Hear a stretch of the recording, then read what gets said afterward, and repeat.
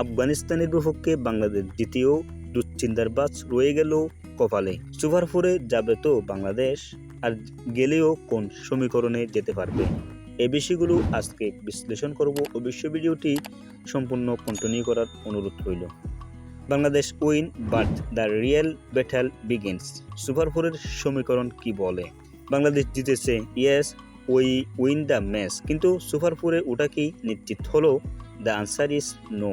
আফগানিস্তান বাংলাদেশের ম্যাচটি ছিল ডু অর ডিউ স্টেশন।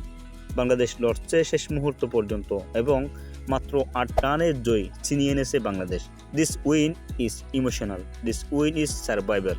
কিন্তু ক্রিকেট শুধু জেতার খেলা নয়, এখানে ভাগ্য নির্ধারণ করে net run rate. Bangladesh run rate এখন পর্যন্ত -0.270, শ্রীলঙ্কা এখন পর্যন্ত +1.546 এবং আফগানিস্তানের রান রেট হচ্ছে +2.150। সো ম্যাথমেটিক্যালি আমরা এখনও পিছিয়ে আছি। That's the horse true. আসলে সমাধান কি? If Sri Lanka bets Afghanistan, Bangladesh in is super four, এটাই সহজ পথ। কিন্তু যদি আফগানিস্তান জিতে যায় তাহলে খেলা হবে শুধু নেট রান রেটের হিসাব। কিন্তু বিষয়টা অ্যামেজিং।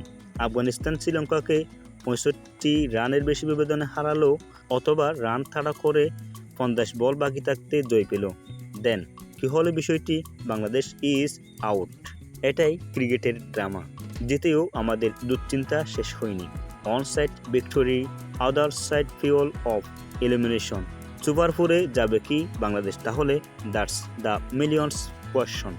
বাংলাদেশ জিতেছে ঠিকই, কিন্তু আসল যুদ্ধ এখনো বাকি। This is cricket war every ball write a new story. Thank you for watching videos. আসসালামু আলাইকুম রহমতুল্লাহি ওয়া বারাকাতুহু। Like, comment, share and subscribe করুন।